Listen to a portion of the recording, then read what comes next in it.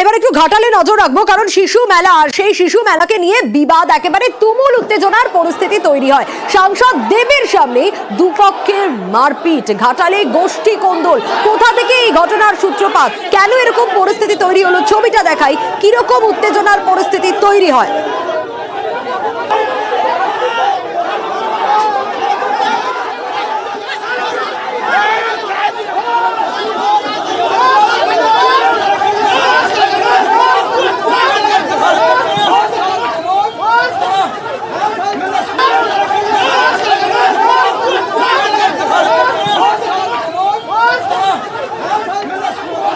ছবিটা আপনাদের দেখাচ্ছিলাম, নজর রাখবো শিশু মেলাকে নিয়ে বিবাদ তুমুল। সুকান্ত রয়েছে আমার সঙ্গে। সুকান্ত, কেন এরকম পরিস্থিতি তৈরি হলো, ঘটনার সূত্রপাত ঠিক কোন জায়গায়, কি অবস্থা যে সাংসদ দেবের সামনেই এরকম অবস্থা?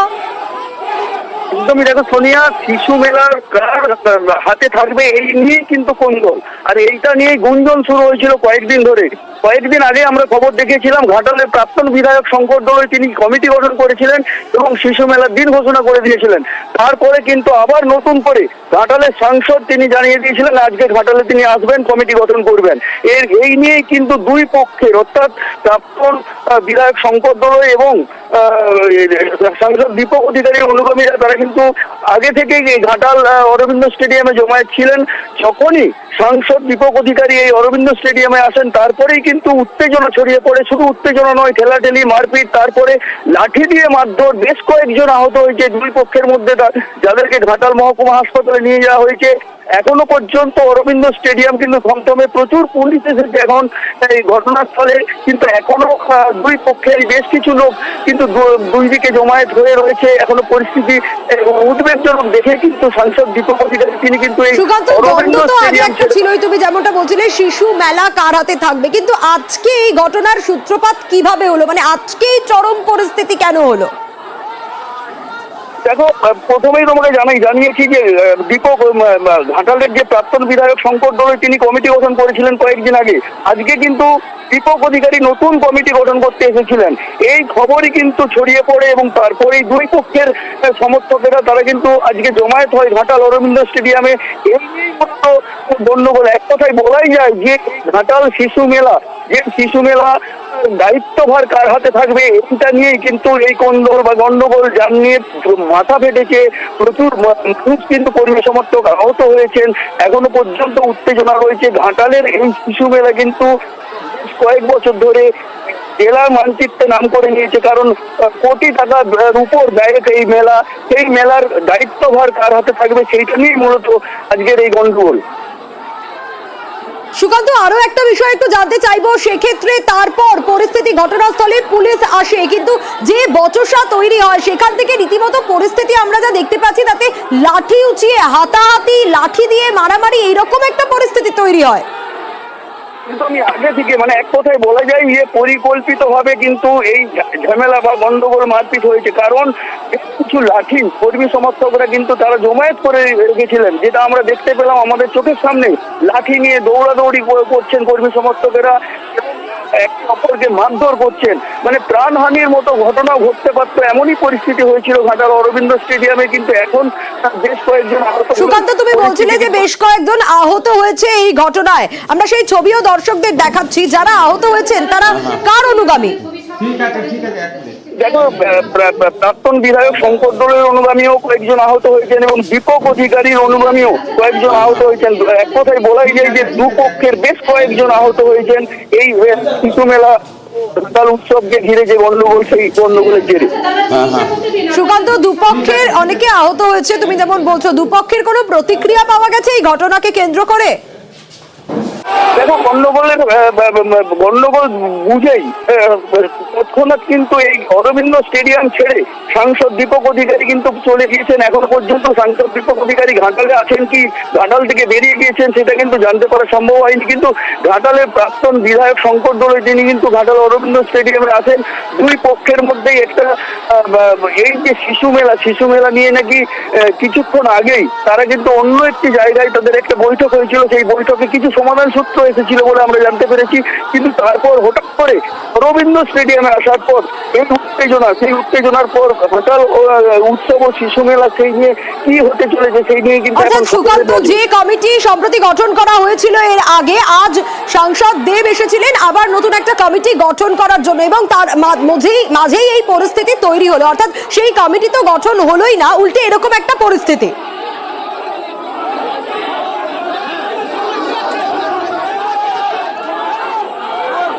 সুকান্তর কাছে আসবো, তবে তার আগে আরো একবার যে ছবি আপনাদের দেখাচ্ছি ইতিমধ্যেই, ঘাটালে চরম অবস্থা তৈরি হয় শিশু মেলাকে কেন্দ্র করে। এই শিশু মেলা কার দখলে থাকবে সেই নিয়েই গোষ্ঠী কোন্দল, এবং সেই ছবিটাই সামনে আসে। দ্বন্দ্ব আগে থেকেই ছিল, কিন্তু আজ সাংসদ দেবের সামনেই হাতাহাতি আর বচসা থেকে মারামারি শুরু হয়ে যায়। লাঠি উঁচিয়ে তেড়ে যাওয়া বেশ কয়েকজন দুপক্ষেরই আহত হয়েছে বলে খবর পাওয়া যাচ্ছে। এর আগে কমিটি গঠন হয়েছিল, এরপর প্রাক্তন বিধায়ক শঙ্কর দলুই তিনি কমিটি গঠন করেছিলেন। আজ সাংসদ দেব আসেন কমিটি গঠন করার জন্য নতুন করে। দুপক্ষের মারপিট শুরু হয়ে যায় রীতিমতো। এরপর ঠিক আরো বিস্তারিত একটু জানার চেষ্টা করবো, ঠিক কি প্রেক্ষাপট তৈরি হয়েছে আরো ভালোভাবে সুকান্তর কাছ থেকে একটু জানবো। সুকান্ত, দেব এবং শঙ্কর দলুই গোষ্ঠীর লাঠালাঠি আর দুপক্ষের মারপিট, একটু শুরুটা জানতে চাইবো যে আগের দ্বন্দ্ব এবং সেখান থেকে আজকের এই পরিস্থিতি। একদম দেখো, ঘাটাল রবীন্দ্র স্টেডিয়ামে আমরা যেখানে আছি এই জায়গাতেই কিন্তু চরম উত্তেজনা ছড়িয়েছিল কিছুক্ষণ আগেই, যখন ঘাটালের প্রাক্তন সাংসদ দীপক অধিকারী এই জায়গায় পৌঁছেছিলেন। এবং আজকে যেটা দীপক অধিকারীর অনুগামীদের সূত্রে খবর যে তিনি এখানে ঘাটাল উৎসব ও শিশু মেলা নিয়ে একটি নতুন কমিটি গঠন করতে এসেছিলেন। সেই নিয়ে কিন্তু মূলত উত্তেজনা। এক কথায় ঘাটাল শিশু মেলা কার হাতে থাকবে, অর্থাৎ শঙ্কর দলুই, অর্থাৎ প্রাক্তন বিধায়ক শঙ্কর দলুইয়ের হাতে, না ঘাটালের সাংসদ দীপক অধিকারীর হাতে। এই নিয়ে কিন্তু দুই গোষ্ঠীর প্রচুর কর্মী সমর্থক তারা কিন্তু এই অরবিন্দ স্টেডিয়ামে তারা জমায়েত হয়েছিলেন। এখনো পর্যন্ত অরবিন্দ স্টেডিয়ামে কিন্তু প্রচুর পুলিশ এসেছে। সুকান্ত, আরেকটা বিষয় একটু জানতে চাইবো যে স্বাভাবিকভাবে তাহলে আজকে তো আর কমিটি গঠনই হলো না, কারণ দেবের সামনে তো এরকম অবস্থা তৈরি হলো।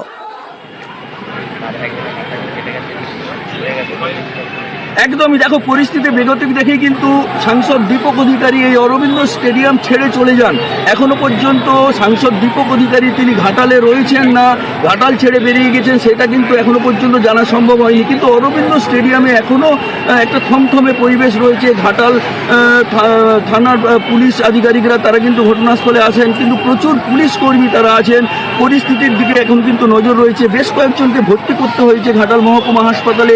এক কথায় পরিস্থিতি এতই উত্তপ্ত হয়ে উঠে যে দুই পক্ষের মধ্যে লাঠিসোঁটা নিয়ে মারধর হয়, তাতে মাথা ফাটে কর্মী সমর্থকদের। এখন দেখার প্রশাসন কতটা তৎপর হয়ে এই পরিস্থিতি সামাল দেয়। কিন্তু ঘাটালবাসীর কাছে একটাই প্রশ্ন, সামান্য ঘাটাল উৎসবে শিশু মেলা, সেই শিশু মেলাকে নিয়ে কেন দলের একজন প্রাক্তন বিধায়ক আর একজন সাংসদ তাদের মধ্যে এই ঝামেলা, এই নিয়ে কিন্তু ঘাটালের মানুষ তারা কিন্তু সমালোচনা শুরু করছেন। সুকান্ত, আরো একটা বিষয় জানতে চাইবো, তুমি বলছিলে বেশ কয়েকজন আহত, দুপক্ষের কতজন আহত, তাদের অবস্থা কিরকম, কেমন রয়েছেন তারা, সে বিষয়ে কি জানা যাচ্ছে?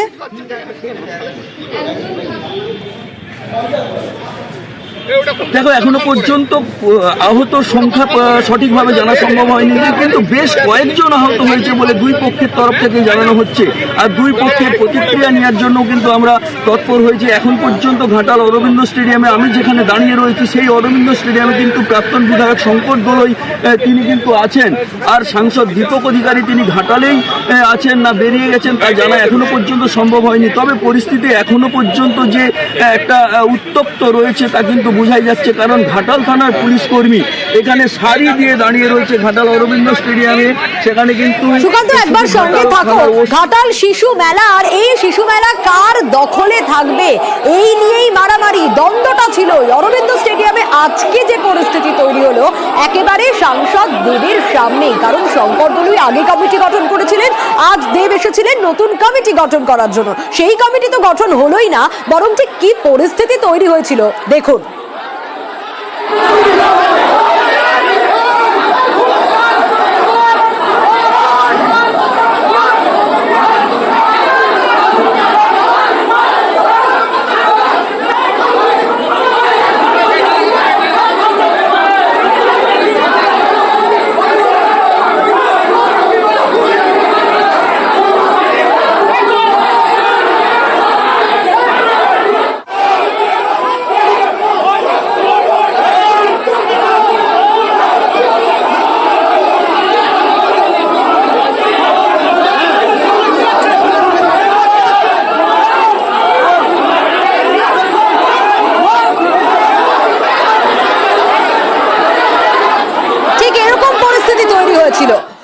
শঙ্কর দলুই এবং দেব, এই দুই গোষ্ঠীর মধ্যে লাঠালাঠি পরিস্থিতি তৈরি হয়।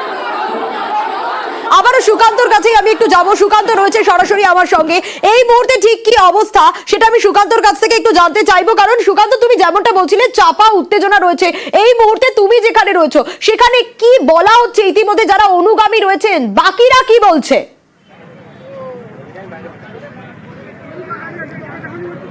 দেখো, ইতিমধ্যে আমাদের কাছে খবর এসেছে যে ঘাটালের সাংসদ দীপক অধিকারী তিনি কিন্তু সংবাদ মাধ্যমের কাছে কিছু কথা বলতে চান, তিনি ঘাটালেই আছেন। কিন্তু আমরা পেয়েছি ঘাটালের প্রাক্তন বিধায়ক শঙ্কর দলুই আমার পাশেই রয়েছেন। ঘাটালের শঙ্কর দলুই, শঙ্করদা কি নিয়ে গন্ডগোল, কেন এরকম পরিস্থিতি হলো? আমার মনে করি যে গোলমাল সামনে আসে কিছুই না।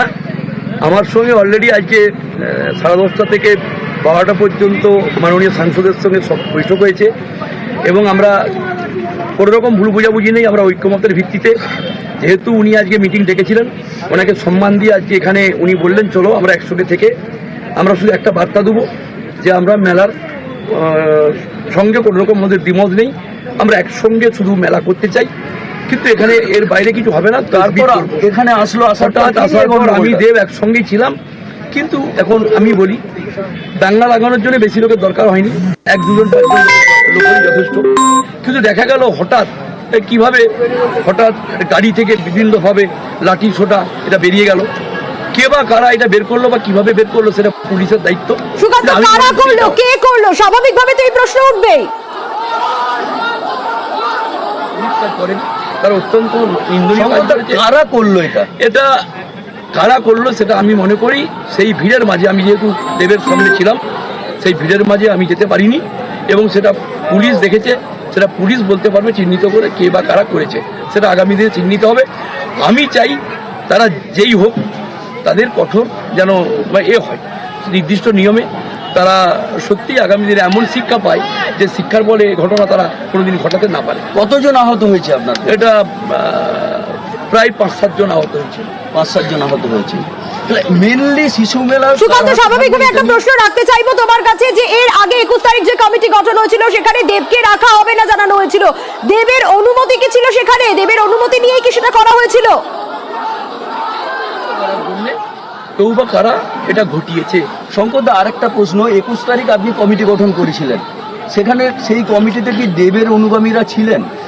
আমার মনে হয় এখানে দেব অনুগামী শঙ্কর অনুগামী এরকম ব্যাপারটা ছিল না। দেবকে রাখার কথা সুকান্ত, দেব ছিল না সেখানে, সেটাতে কি দেবের অনুমতি ছিল? অনুমতি নিয়ে করা হয়েছিল? কিন্তু পরবর্তীকালে এই রাস্তাও খোলা আছে যে যারা আসতে পারেনি তাদেরকেও ইনক্লুড করে নেওয়া হবে।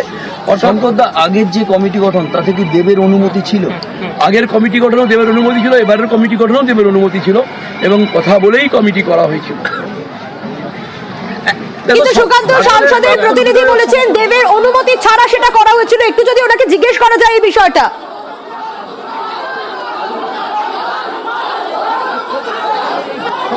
আমি বলছি সব প্রতিনিধি জানিয়েছেন যে দেবের অনুমতি ছাড়াই এই কমিটি গঠন হয়। না না না, সাংসদ প্রতিনিধি আমি মনে করি তিনি অরাজনৈতিক একজন ব্যক্তি।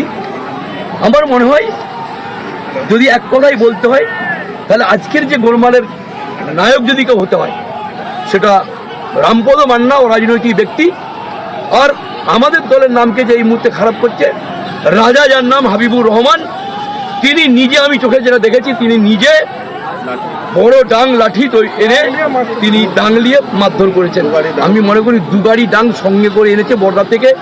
এবং আজকে এই দাঙ্গার বা লড়াইয়ের মূল নায়ক হচ্ছে রামের ইঙ্গিতে রাজার কীর্তিকলাপ, তার টিমের কীর্তিকলাপ, পূর্ব পরিকল্পিত। সুকান্ত, আরো একটা প্রশ্ন রাখতে চাইবো। একটা সময় দেখা গিয়েছিল যে এর আগে নির্বাচনে দেব দাঁড়াবেন না বলে দিয়েছিলেন এবং যে গোষ্ঠী কোন্দল বা এই শঙ্কর দলুই তার নামও কিন্তু উঠে এসেছিল, অনুগামীদের তরফ থেকে নানা অভিযোগ ছিল এবং তারপর তাকে সরানোর পরই কিন্তু দেব দাঁড়ান এবং সাংসদ হয়ে জিতে আসেন। সেক্ষেত্রে কি বলবেন শঙ্কর দলুই? সম্পদ এর আগে সাংসদ দীপক অধিকারী তিনি ঘাটালে দাঁড়াবেন না বলেছিলেন, একটা গণ্ডগোলে সূত্রপাত ছিল, সেখানে একটা কোন্দল ছিল আপনাদের মধ্যে। তারপরে এই যে আবার পরিস্থিতি, আবার নতুন করে দুজনের মধ্যে একটা বিভেদ তৈরি হচ্ছে, কি বলবেন? লোকসভা নির্বাচনের পর থেকে আমার সঙ্গে মাননীয় সাংসদের কোনো ভুল বোঝাবুঝি নেই, এখনও ভুল বোঝাবুঝি নেই। শুধু আমি মনে করি উনি একজন ভালো মানুষ, উনি অভিনয় জগৎ দিয়ে অনেক সময় ডুবে থাকেন এবং উনি আমি মনে করি প্রিয় সাংসদ, এখনো প্রিয় সাংসদ। ওনাকে কেউ বা কারা, কেউ বলতে একজন অরাজনৈতিক ব্যক্তি ঘাটালে যদি কোনো এই যে 21-এর যে তৃণমূলকে হারানো, এর পিছনে যারা যে চক্র ছিল, আজকে নতুন করে আবার এই যে আজকে 24 সাল, এই 24 সালের শেষের থেকে আবার 26-এ আমাদের মাননীয় মুখ্যমন্ত্রী, আমাকে হারানো হয়নি, আমাদের মমতা বন্দ্যোপাধ্যায় মাননীয় সভানেত্রী এবং মুখ্যমন্ত্রী অভিষেক বন্দ্যোপাধ্যায় মাননীয় সাংসদ সাধারণ সম্পাদক, আমি মনে করি আর তৃণমূল কংগ্রেস, তাকে 21-এ হারানো হয়েছিল। তাই আমরা মনে করি সেই হারানো। বেশ সুকান্ত, বেশ আমরা নজর রেখেছি ইতিমধ্যেই যে পরিস্থিতি, শঙ্কর দলুইয়ের কথাও আপনারা শুনছিলেন এবং শিশু মেলা, একটা শিশু মেলাকে নিয়ে হাতাহাতি পর্যায়ে পৌঁছে গেল এবং দেব শঙ্কর দলুই দুই গোষ্ঠীর মধ্যে বিবাদ, যে অভিযোগ উঠে আসছে বেশ কয়েকজন আহত হয়েছে এই ঘটনায় দুপক্ষের এবং এখন এলাকা থমথমে। অরবিন্দ স্টেডিয়ামে যে ধুন্ধুমার পরিস্থিতি তৈরি হয় সেই এলাকা এখন থমথমে।